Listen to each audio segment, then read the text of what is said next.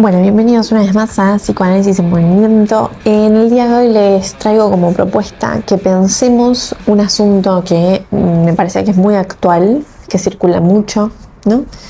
Que tiene que ver con la idea, ¿no?, de la regulación, autorregulación emocional. Bien, es algo que ya en principio desde el psicoanálisis podríamos decir que sería algo, ¿no? Porque, bueno, lo que veníamos ubicando en algunos de los episodios que acá circularon en Psicoanálisis en Movimiento, pero también lo podemos pensar lo que venimos trabajando incluso en el curso virtual, ¿sí? Primeros pasos en la clínica psicoanalítica. Lo que allí veíamos es que no hay tal cosa como algo autopropio, autoengendrado o no, o algo que sale solamente desde lo propio, sino que justamente la propuesta del psicoanálisis, sobre todo con Lacan, es pensar que no hay algo autónomo, es decir, que siempre hay una inmixción, que siempre hay un entrecruzamiento, ¿sí?, del sujeto y el otro. Sujeto, además, lo estoy diciendo de forma coloquial, ¿no?, porque el sujeto en psicoanálisis tiene otras coordenadas, ¿no?, conceptuales. Pero bueno, para que se entienda sujeto coloquialmente, sujeto y otro están en inmixción de otra edad, es decir, están entremezclados. Esto entonces ya en principio para el psicoanálisis arma el punto de partida a cuestionar qué sería lo auto, ¿no? ¿Es posible autorregularse? Bueno, no creemos desde el psicoanálisis ni negamos, por ejemplo, que hay muchas prácticas que lo hagan.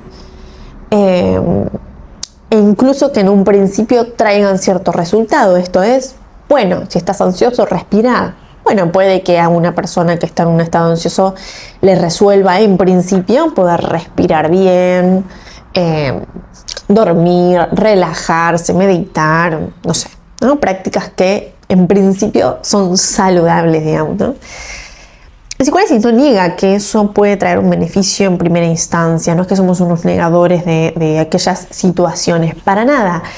Lo que nosotros consideramos y cuál es nuestra apuesta, por qué nos diferenciamos respecto de otras prácticas, es que a eso que a alguien le sucede, le pasa, ¿no?, nosotros lo vamos a tomar como algo que tiene un saber, podríamos decir, algo que en principio para nosotros nos es interesante porque habla de una posición subjetiva, de una lógica, nos hace interrogar respecto de cuál es su relación con los otros, ¿sí? Voy a dar ejemplos para bajar un poquito esto a tierra y que no quede todo tan teórico y abstracto.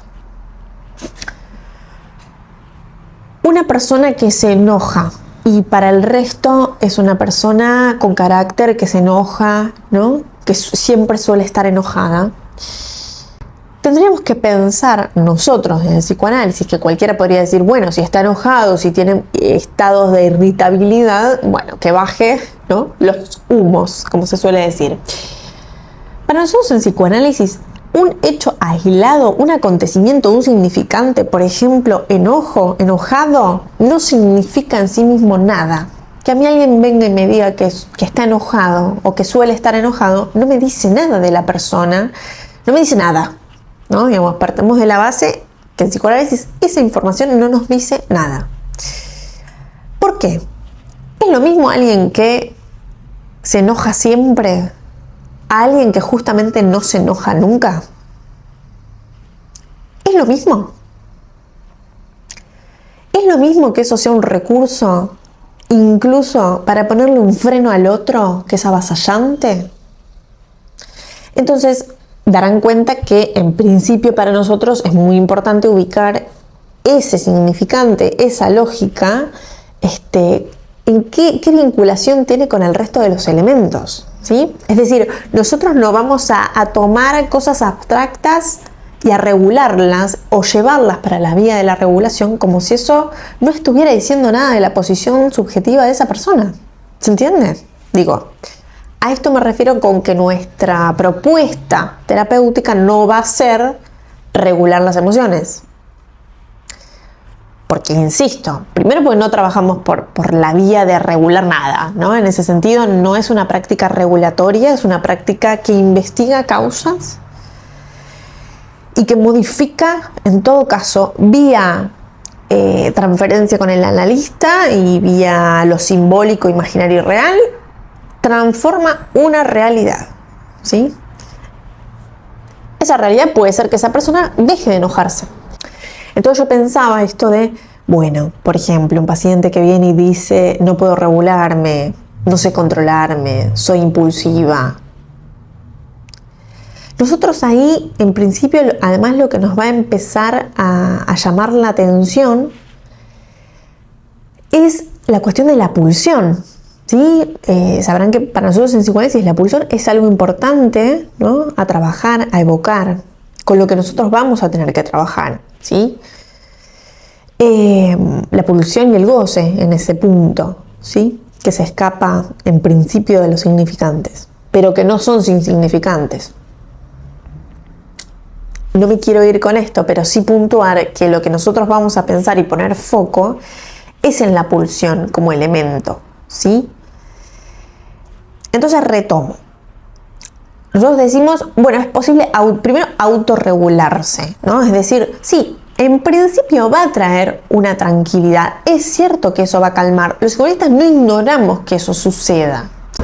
Estamos de acuerdo en ese punto. Ahora, lo que no estamos de acuerdo, lo que nosotros ofrecemos de diferente a otras prácticas, es que a eso que sucede le vamos a dar estatuto, ¿no? De saber. Lo vamos a empezar a interrogar, a hacerlo hablar, solemos decir nosotros. Es decir, ¿qué quiere decir esto? Porque que alguien se enoje no habla de que esa persona sea enojona, ni agresiva, ni nada. En principio no habla de nada, ¿sí? A nosotros no, esa sola información no nos dice nada. En psicoanálisis siempre trabajamos con 2 elementos o más. Es decir, mínimamente 2 elementos puestos en juego. Estar enojado no significa nada. Estar enojado para alguien que no se enoja nunca cambia el asunto, ¿no? Estar enojado para alguien que no se enoja nunca y se empezó a enojar e incluso ese enojo empieza a ser una pausa, ¿no? Un freno al avasallamiento del otro. Bueno, es interesante. Ahora, no es lo mismo alguien que vive enojado, ¿no? Que todo el mundo, ¿viste? Ubica que esa persona vive enojada y que esta persona comienza a notar que todo le enoja, ¿no?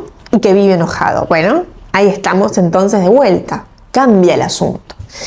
O sea que en principio, en psicoanálisis no vamos a trabajar con emociones aisladas, vamos a ubicar, ¿no? En todo caso, eso relacionado a qué, ¿no? Necesitamos elementos para poder ver de qué se trata la cuestión, ¿sí? Bueno, una vez que ubicamos entonces y damos cuenta que en sí mismo ninguna emoción es mala, porque ya como vemos, un enojo puede ser muy dignificante para alguien, ¿no? Alguien que puede empezar a enojarse y habilitar algo del enojo puede ser muy interesante, siendo que es alguien que nunca se enoja, ¿no? Y es siempre tan amable con los demás.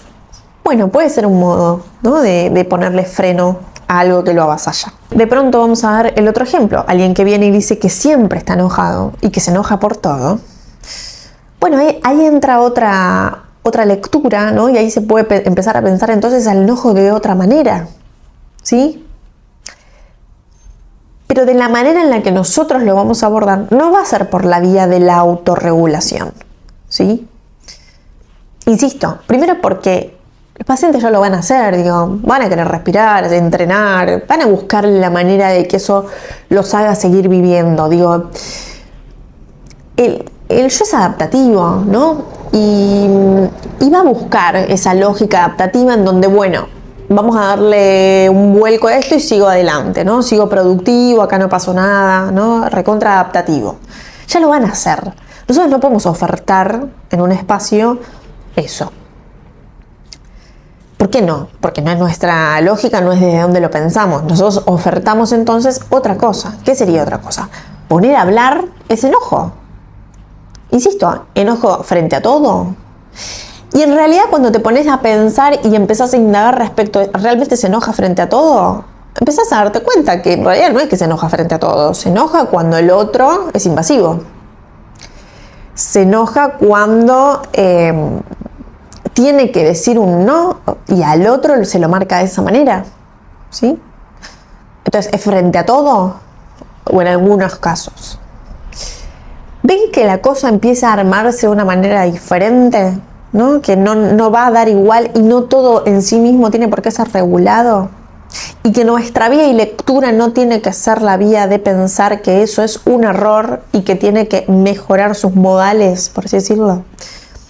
No porque no creamos en los modales. Claro que sí.